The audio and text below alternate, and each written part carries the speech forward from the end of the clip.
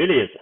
Então, o nosso encontro vai começar com a análise da base de dados, ok? Então, o primeiro passo para a gente agora é abrir a base e ver como ela foi construída e fazer alguns ajustes que vão ser necessários para a gente conseguir fazer um bom trabalho com ela no Excel. E aí eu vou aproveitar também e trazer algumas recomendações de boas práticas quando a gente trabalha com base de dados, ok? Então eu estou abrindo aquele arquivo que você me enviou e ele tinha 4 planilhas, ok? A banco de dados, a planilha 1, estatística descritiva e lista. Nós vamos preocupar agora só com a planilha 1, que é a que nos interessa, que é onde estão os dados propriamente dito, ok?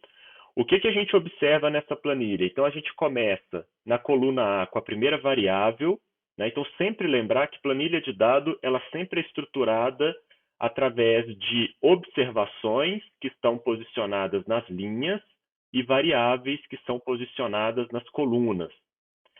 Você também vai conhecer essa estrutura no R por meio do nome de data frame, tá? Então, quando você estiver manipulando no R e você ouvir falar em data frame, é a mesma estrutura de planilha eletrônica, observações ao longo das linhas e variáveis ao longo das colunas. Então, se a gente for pegar essa sua base de dados, a gente vai ver que você tem 1.281 observações. E aí é sempre importante você definir muito bem, toda vez que você for iniciar um trabalho com planilha eletrônica, é definir o que consiste uma observação. No seu caso, cada observação ela é formada por uma tora que foi processada na serraria. Ok? Então, cada linha indica uma tora. Então, você tem, né, o seu universo, a sua população de estudo, são 1.282 toras coletadas em serraria. Se a gente for olhar quais as variáveis que fazem parte do nosso trabalho, então a gente tem aqui em cima a variável município, a gente tem aqui, logo na sequência, a variável porte, a gente tem aqui a variável espécie, nome científico, e aí aqui a gente vai começar a ter uma série de variáveis medidas a respeito de cada uma dessas toras. E aí aqui a gente vai começar uma sequência de boas práticas que a gente vai adotar aqui no R, pensando no R, e eu já vou começar a falar já nessa. Então, olha, para a gente fazer os nossos trabalhos, a gente vai pegar essa planilha e importar ela no R. E todo o código que a gente for montar, a gente vai montar através de referenciamento, principalmente as variáveis. Toda vez que a gente for começar a escrever e a digitar um código, a gente vai ter que referenciar frequentemente ao nome das variáveis. Para facilitar o processo de escrita, a gente vai evitar a letra maiúscula e a gente vai evitar a acentuação. Você vai ver lá na frente, vai ficar muito mais fácil da gente chamar e escrever na hora de montar o código. Isso não vai interferir na hora da gente criar os gráficos, porque eu vou depois, quando a gente cria o gráfico, a gente nomeia os eixos. E quando a gente nomeia os eixos, a gente já escreve da forma correta, com os acentos, letras maiúsculas e tudo mais. Então, se a gente seguir esse padrão, a gente vai colocar aqui município com M minúsculo e sem o acento. Aqui a gente vai chamar de porte, aqui de espécie sem acento, e aí aqui a gente vai chamar de científico somente. Então isso é uma questão de para simplificar, tá? Isso não significa que é dessa forma que vai sair numa imagem, num gráfico, mas isso vai ajudar muito na hora da gente estiver construindo o código da análise. Esse sinal de diâmetro, isso a gente não pode levar para o R, porque isso vai levar uns números, ele transforma, todo símbolo num texto, ele é transformado em um código. E aí existem várias codificações para simbologias no computador. Então, quando a gente usa, por exemplo, a UTM-8 é uma codificação e a UTM-8 é a que é usada no Windows. Mas se a gente for, por exemplo, para um Linux, a codificação é outra. E se a gente for para o Mac, ela é outra. É por isso que às vezes a gente pega um arquivo de Mac e aparecem uns nomes estranhos, uns símbolos estranhos. Porque o código do Windows, que representa esse símbolo, por exemplo, no Windows, é diferente do código que representa esse mesmo símbolo no Mac ou no Linux. Então, você sempre vai trabalhar na planilha eletrônica com os caracteres alfanuméricos simples e puros, sem acentuação, sem caracteres especiais como o asterisco, o i, o percentual e por aí vai. Então aqui a gente vai chamar de dbase 1. Aqui a gente vai chamar de dbase 2. Aqui a gente vai chamar de dtopo 1 e aqui de dtopo 2. Aí aqui a gente vai chamar de comp1 sem o espaço, aqui a gente vai chamar de comp2 sem o espaço. E aí aqui a gente vai chamar de vol tora, aqui a gente vai chamar de vol cerrado, aqui a gente vai chamar de CRV e aqui de classe diamétrica. No nosso caso, a gente, apesar de a gente ter algumas fórmulas aqui, ó, a gente, ela vai se perder daqui a pouco, porque a gente vai transformar isso num CSV. A gente não vai importar a partir de um XLSX. E geralmente, todas essas computações, a gente acabaria, a preferência é refazê-las dentro do sistema, dentro do R, no caso, né? Então a gente poderia, eu vou deixar ela aqui, mas para todos os efeitos a gente pode tentar depois fazê-las dentro do R, por exemplo, direto. Ok? Muito bem. Uma coisa que você pode ter percebido é que no meu arquivo o casa decimal é ponto. Eu já trabalho no formato americano, né? Então a gente no meu caso aqui é ponto. E se eu tivesse casa de milhar, seria vírgula. Ok? Então isso é uma diferença que você pode ter percebido já na nossa base de dados. Vou salvar como um CSV. Vou chamar aqui de CRV. Vou salvar aqui dentro de uma pastinha que eu já criei para o seu trabalho.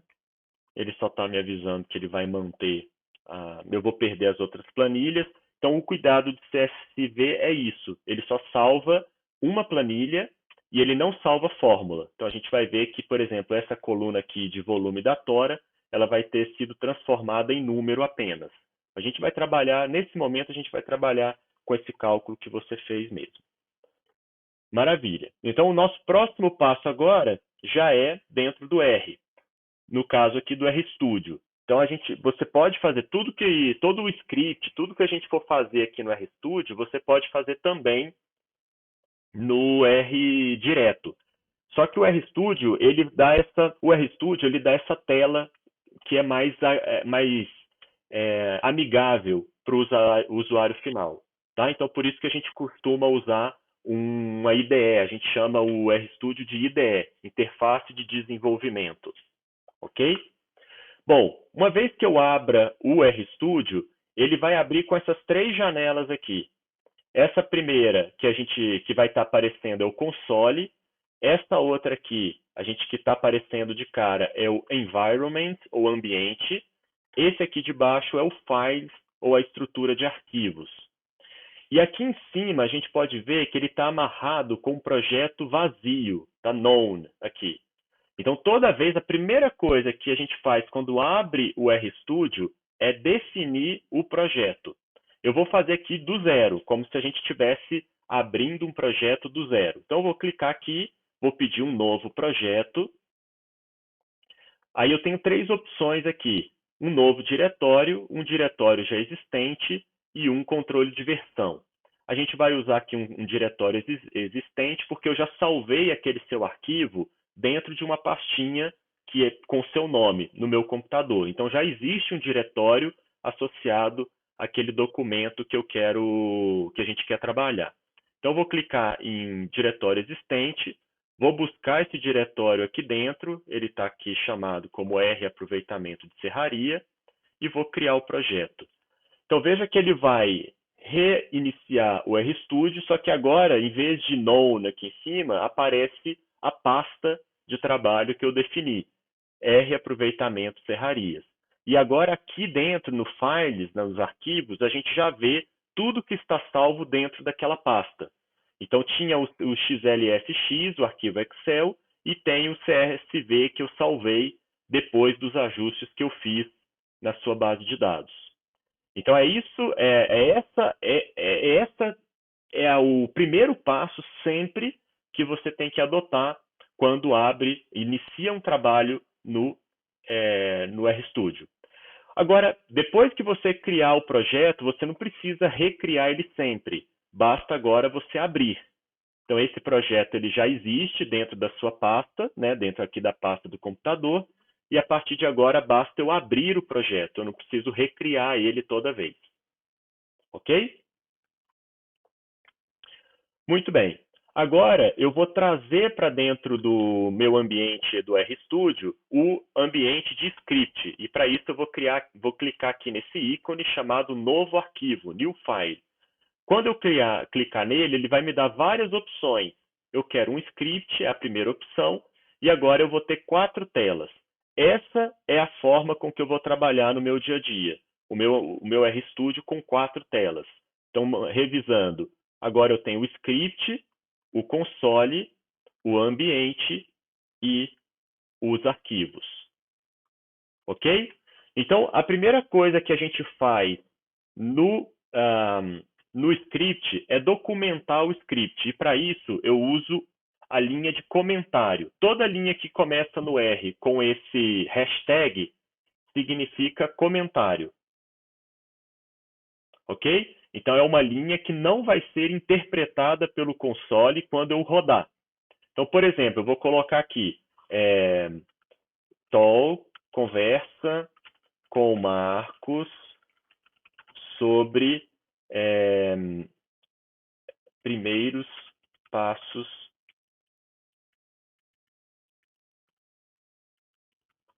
no RStudio. E aí, eu vou dar uns enters aqui para deixar umas linhas em branco no início, que daqui a pouco eu vou voltar nesse espaço. E aí, o primeiro passo que eu sugiro é coloca com comentários o que você espera fazer com esse script. Então, por exemplo, a gente vai ter, o primeiro passo é importar a base de dados. Então, coloca um comentário, é como se você estivesse criando um fluxo da análise que você quer fazer, ou um planejamento da análise que você quer fazer. Então, a primeira coisa é importar a base, depois criar, vamos dizer, analisar a base importada, depois criar gráficos básicos, e aí aqui a gente vai chamar de histograma, o boxplot e o dispersão. E depois testar hipóteses por meio de gráfico. Beleza, então esses são os passos que a gente vai fazer aqui hoje. E a gente vai começar então aqui com o primeiro comando, que é importar a base. Então a primeira coisa é, lembrando que eu preparei a minha planilha num CSV, então eu vou usar aqui um igual read.csv. Então eu vou usar um comando que chama read.csv. E aí, quando eu começo a escrever o comando, o RStudio já me mostra os parâmetros que eu tenho que preencher para o comando funcionar. Então, a primeira coisa é informar quem é o arquivo. Como eu vinculei o meu projeto a uma pasta de trabalho, e eu estou vendo os arquivos que estão aqui dentro dessa pasta, esses arquivos eles já estão prontamente acessíveis ao comando. Então, se eu colocar aqui, abre aspas ou dupla aspas, tanto faz. Eu costumo abrir uma aspa simples, que aí eu não preciso apertar o Shift para clicar na dupla aspas. Então, é mais rápido de digitar. Então, uma aspas, e eu começo a escrever aqui, ó, CRV, e aperto um Tab, ele me mostra os dois arquivos que existem dentro da minha pasta com esse nome. Eu quero importar esse aqui, selecionei ele, aperto Enter. Então, ele já está aqui para mim, ó, crv.csv. Se eu der uma vírgula, um espaço e um tab, tem outras coisas que eu preciso definir, como o separador decimal e o separador de coluna e o separador decimal. Num CSV em formato americano, que é o caso do meu computador, o separador decimal é ponto e o separador de coluna é vírgula e o separador de decimal é ponto. No formato brasileiro, o separador de coluna é ponto e vírgula e o separador decimal é vírgula. Então, se você fosse fazer no seu computador, pode ser que você precise realizar esse ajuste dos parâmetros CEP e DEC. Então, no meu caso, eu vou voltar, o separador de coluna é vírgula, o separador decimal é ponto. Aqui, o meu comando está relativamente pronto para ser importado. Eu vou simplificar ele, eu vou tirar esses separadores para a gente ver se vai dar problema ou não. Porque eu não, se a gente clicar aqui no Tab, a gente vai ver que esses dois parâmetros eles são optativos.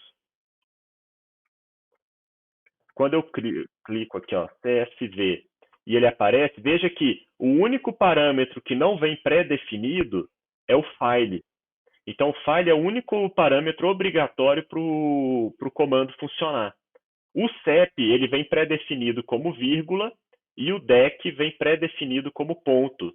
Então, eu não preciso, como o meu computador já está no formato americano, eu não preciso pré-definir essa importação.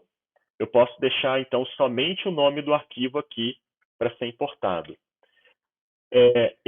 Rodeio, então eu rodeio com Ctrl Enter, ou você pode deixar o cursor na linha e clicar aqui em Run, e ele vem para baixo, executa, e apareceu aqui do lado, no ambiente, a variável chamada CRV, que é composto de 1.281 observações e 14 variáveis.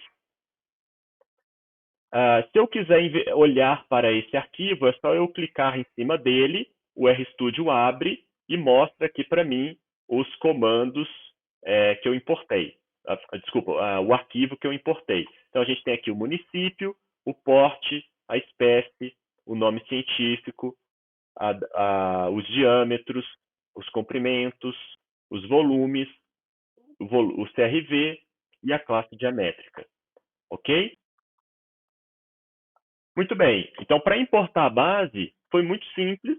Eu só precisei fazer isso. Um único comando, o CRV.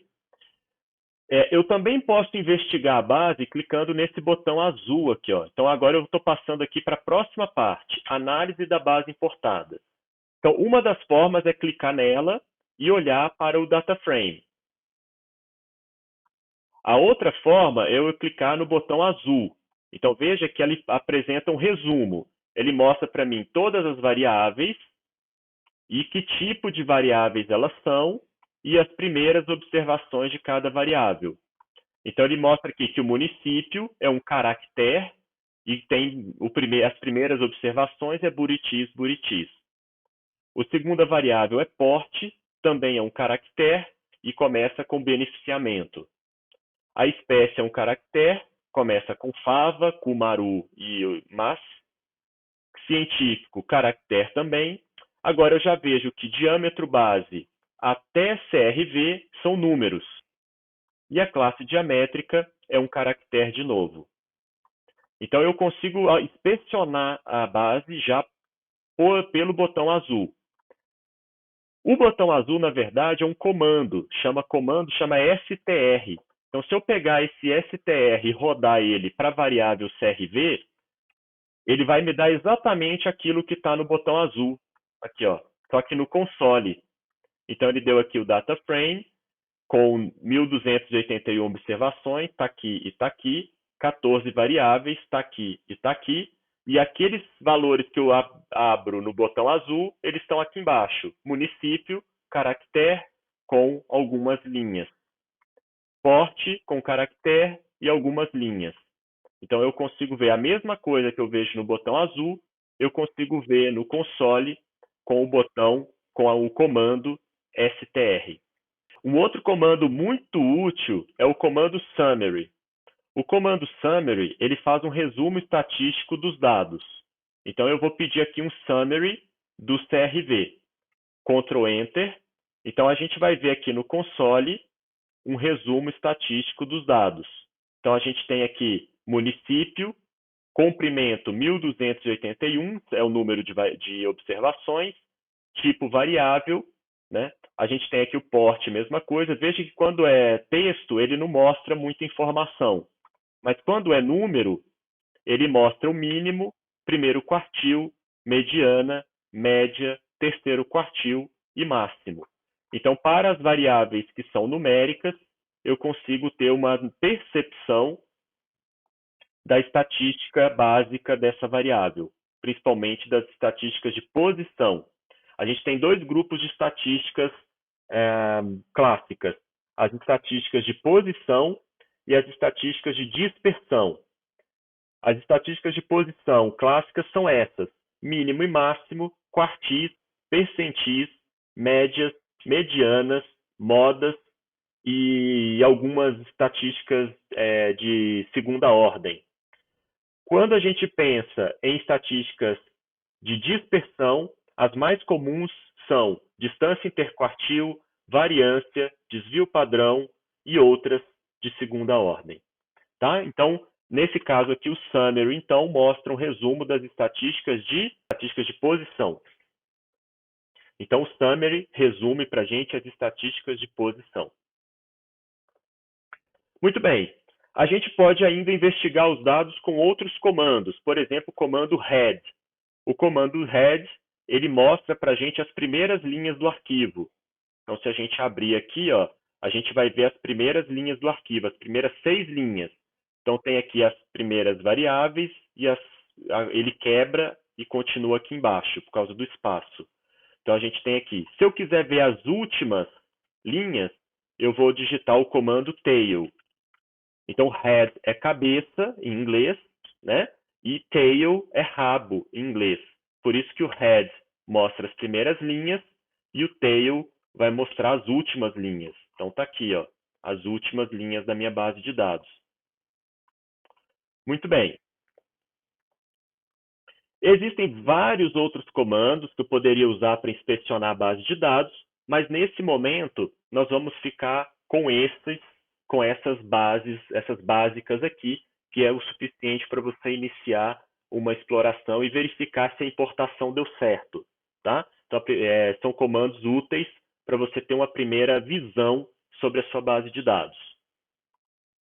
Eu vou abrir aqui o CRV para a gente criar algumas hipóteses para que a gente possa começar a trabalhar. Então, eu vou inverter aqui, na verdade. Eu vou testar, eu vou primeiro criar as hipóteses com você e depois criar os gráficos para a gente averiguar se as nossas hipóteses fazem sentido ou não.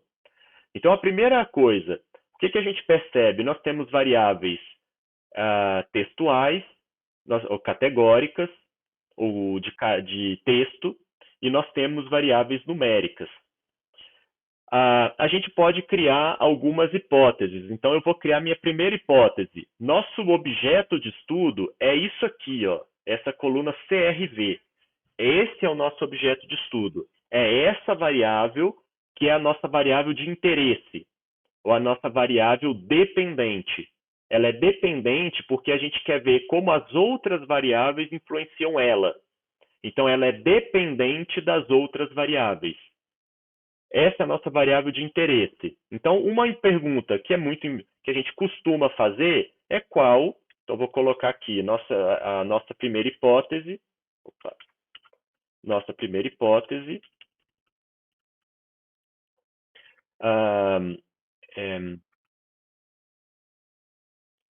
Qual a distribuição da variável de interesse. Por enquanto, isso não é estatisticamente falando uma hipótese, mas daqui a pouco a gente monta uma hipótese estatística para ela, tá? Mas por enquanto, vamos iniciar a construção da hipótese por meio de perguntas direcionadoras. Então, eu vou até trocar aqui, em vez de hipótese, eu vou botar aqui primeira pergunta direcionadora. Depois a gente cria as hipóteses com base nessas perguntas. Então, agora a segunda pergunta direcionadora. A segunda pergunta, a gente vai pensar em existe diferença do CRV em função, dependendo do município? Aliás, vamos chamar município primeiro. Então, a pergunta é: existe diferença entre o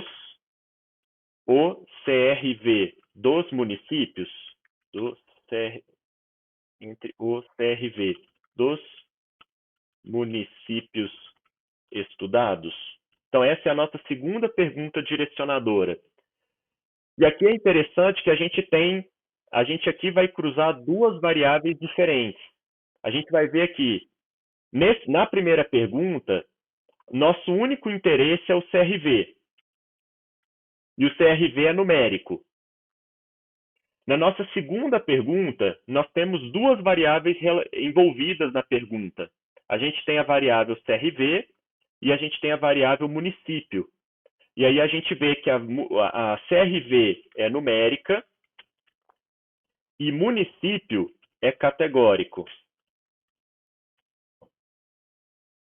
Né? Então, se a gente voltar aqui, a gente vê municípios são classes, são nomes, e a gente vê que CRV é numérico.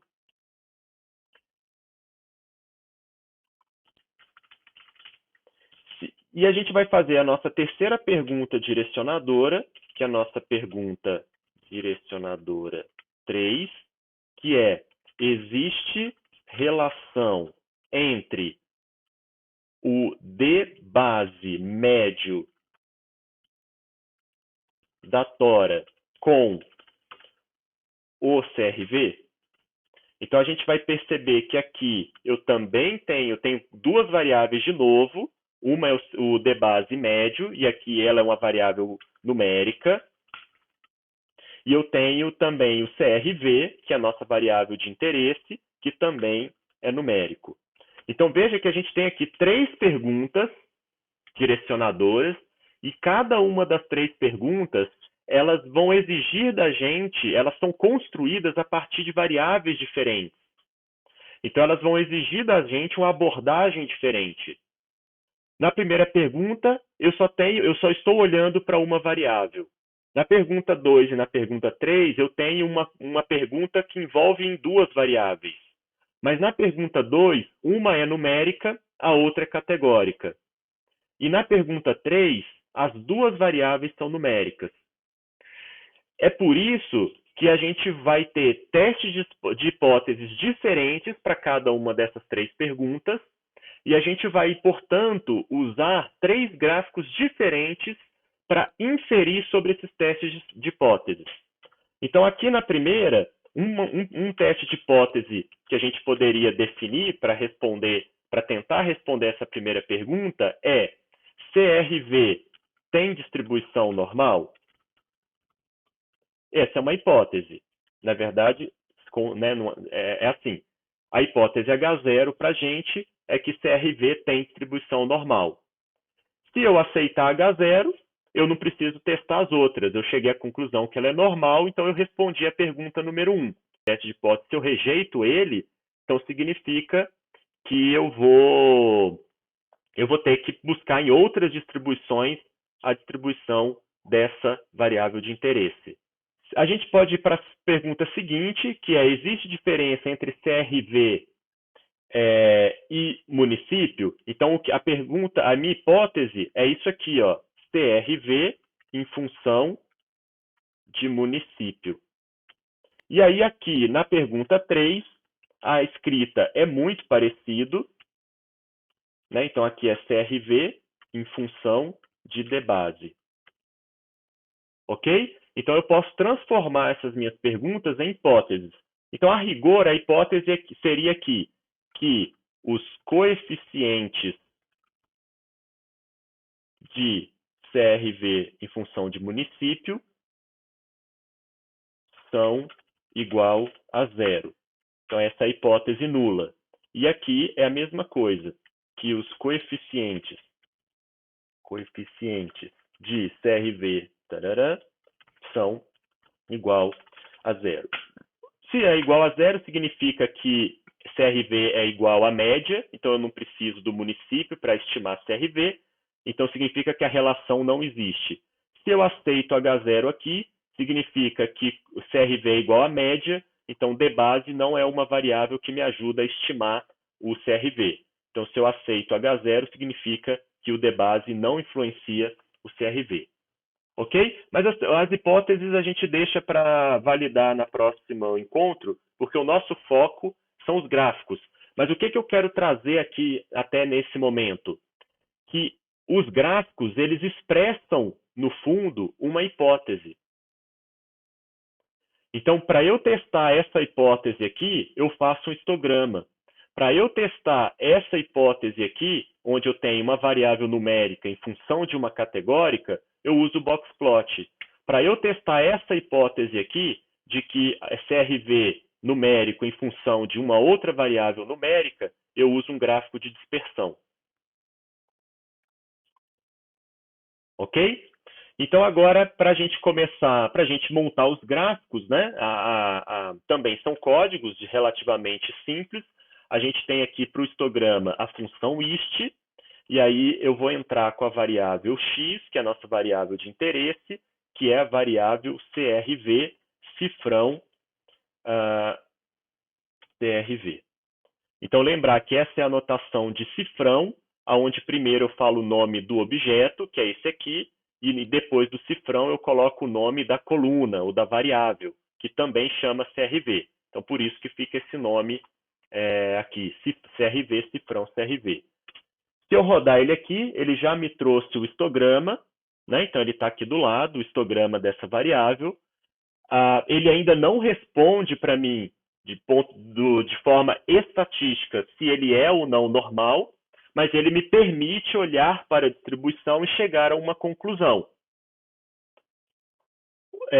Olhando esses dados, provavelmente esses dados não são normais, porque a gente vê que a gente tem uma cauda muito maior de um lado do que a outra, então a gente chama que isso uma skewness, né? Essa distribuição ela é viesada, ela tem uma cauda. A gente vê aqui um segundo pico, que pode indicar uma bimodalidade, né? Bimodal, dois pontos com alta frequência, né? Moda é frequência. Então a gente tem duas modas nessa base de dados, uma aqui e uma outra aqui. Então isso são características que geralmente acabam tirando uma variável da normalidade. Mas para ter certeza disso, eu preciso depois fazer um teste estatístico.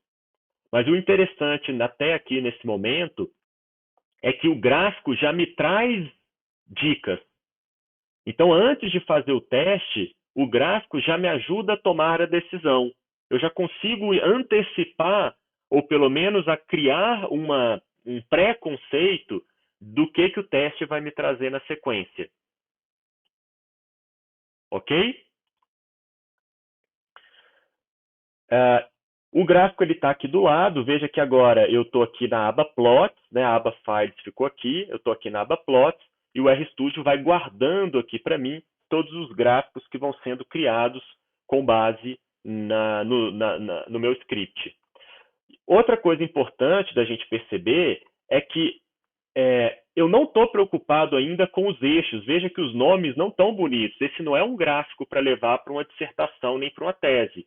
São gráficos que estão me ajudando a explorar os meus dados por enquanto. Depois, quando eu definir o que eu quero, eu volto fazendo gráficos mais bonitos. E aí a gente vai usar, por exemplo, um outro pacote, o pacote ggplot, que é um pacote que vai permitir a criação de gráficos mais bonitos, para ir para uma tese, tá certo? Então, esses gráficos, nesse momento, são gráficos de exploração. Então, eu não estou preocupado com a beleza do gráfico, eu estou preocupado com a funcionalidade do gráfico. Então, aqui, a minha primeira hipótese, a minha primeira pergunta direcionadora, ela pode ser respondida por meio de um histograma, né? E ele, olhando para o histograma, eu já tenho uma ideia de que provavelmente a minha hipótese H0 vai ser rejeitada. Então, a minha distribuição não vai ter, o meu CRV não vai ter distribuição normal. Vou para o próximo. O próximo gráfico ele vai me ajudar a responder a segunda pergunta. Qual é a característica marcante? Duas variáveis, uma numérica e outra categórica. Então, aqui eu vou usar o boxplot. Então, existe já uma função boxplot.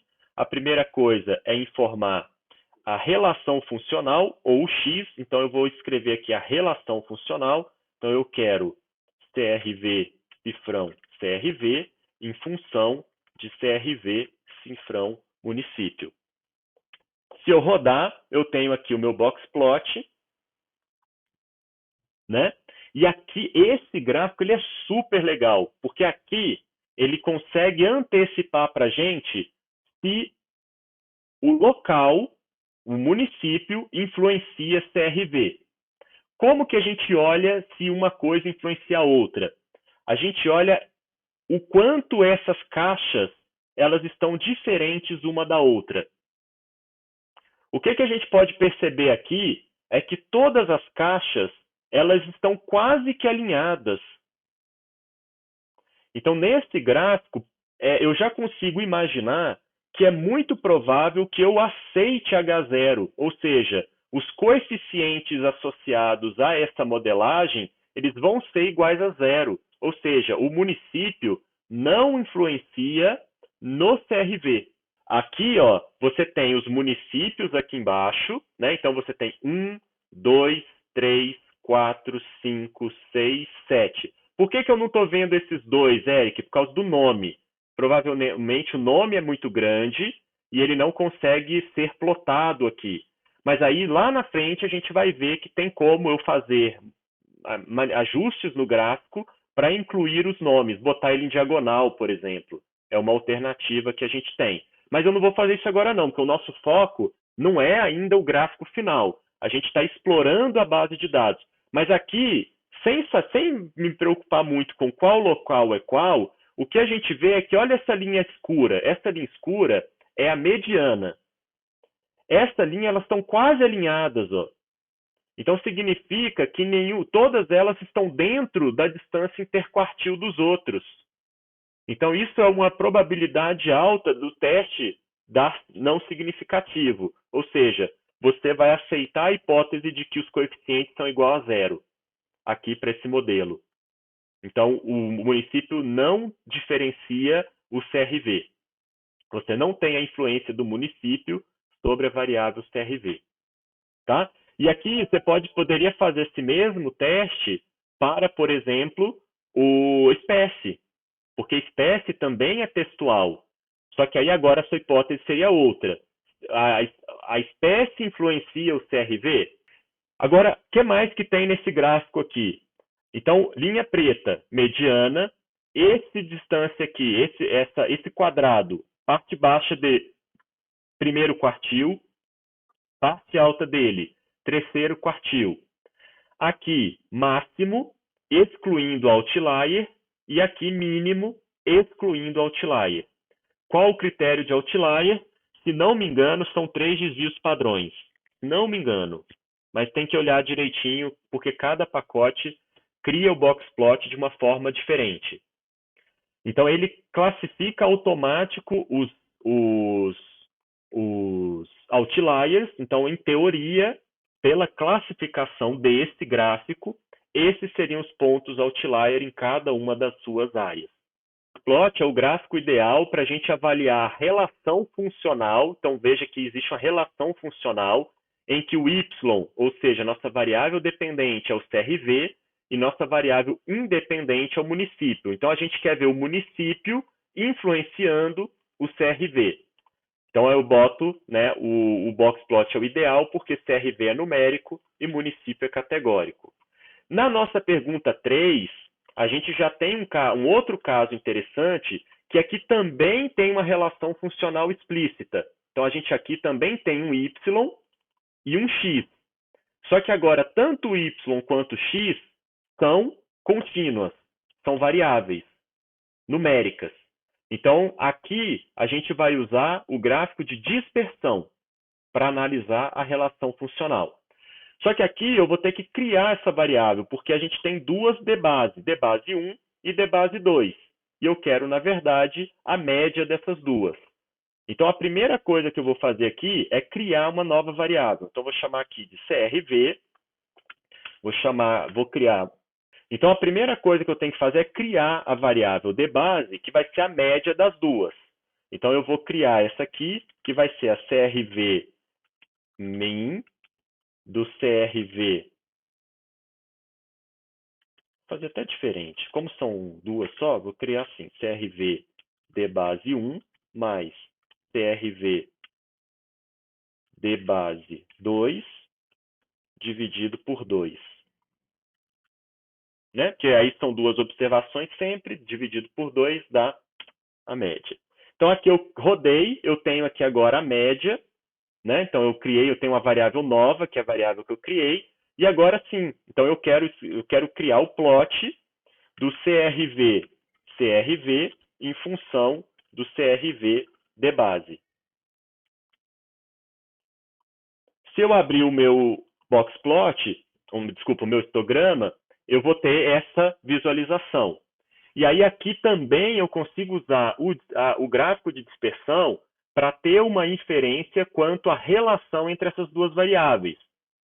Você, por esse gráfico, você esperaria o quê da correlação dessas duas variáveis? A relação funcional de duas variáveis numéricas tem a ver com a noção de correlação.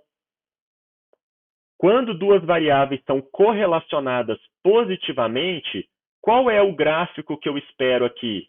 Uma diagonal. Né? Os pontos alinhados em diagonal. Positiva, ascendente.